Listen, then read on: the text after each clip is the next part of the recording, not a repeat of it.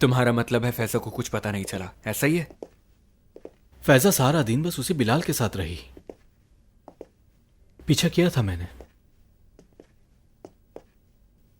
वैसे भी आपने ही कहा था, अगर उसे पता होता तो वो कंपनी आती अपने बाबा से बात करने।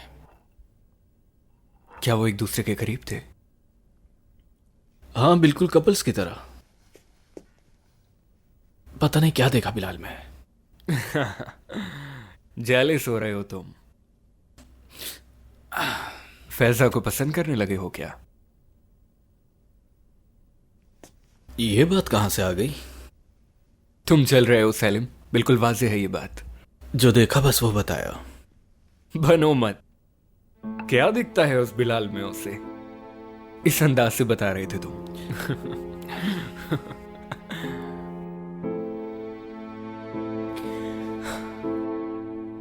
मैं तुम्हें बताऊं कि फैजा को बिलाल में क्या दिखता है। फैजा को पहली दफा ऐसा आदमी मिला है जिसकी नजर में पैसे की कोई अहमियत नहीं है। अकेले ही सही, लेकिन एक ऐसा आदमी जो पूरी दुनिया का मुकाबला कर सकता है। इतने यकीन से कैसे कह सकते हैं? क्योंकि बिलाल मुझ जैसा है। जो बात सोच ले उसे करके ही रहता है वो। लेकिन बस हम दोनों के तरीके मुख्तलिफ हैं, और बस इसीलिए हमें उसे अपने रास्ते से हटाना होगा। जब तक ये फैजा के गिर्द यूं ही मंडलाता रहेगा, हमारे लिए मुसीबतें बढ़ती रहेंगी।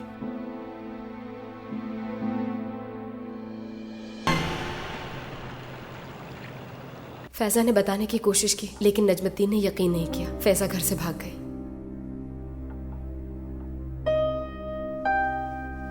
फैजा ने वही किया जिसकी उम्मीद थी उससे।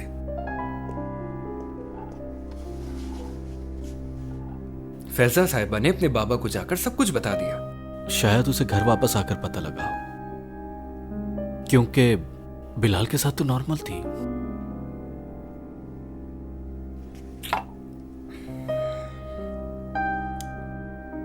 फैजा को अपने बाप से हिसाब मांगने के लिए किसने कहा होगा, कुछ जानते हो?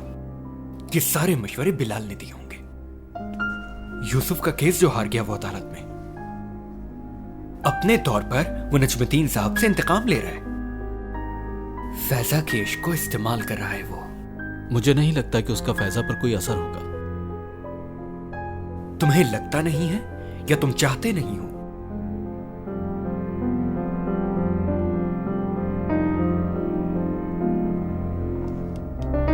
उसके लिए कोई बड़ा सरप्राइज तैयार करना होगा। क्या चल रहा है आपके दिमाग में?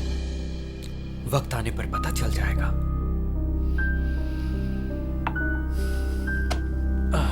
चले, मैं चलता हूं अब।